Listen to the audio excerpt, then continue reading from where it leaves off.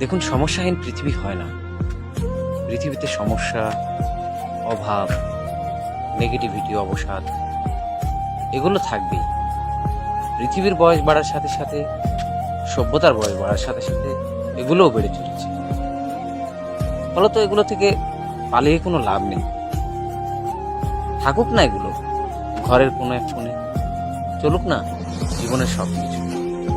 হয়তো তাতে মনে কষ্ট হবে, কিন্তু ভয় কিসে, সমস্যা কি? মনের জানালাটাকে অনেকটা বড় করতে হবে, যাতে সেটা খোলার সাথে সাথে অনেক ভালো এসে আপনার মনকে আলো করে। নাটক শেষ হওয়ার আগে স্টেজ ছাড়বেন। মনে রাখবেন, আপনি যেখানে দাঁড়িয়ে আছেন সেই জায়গাটি আপনার, সেটা আপনার জন্য ধার্য।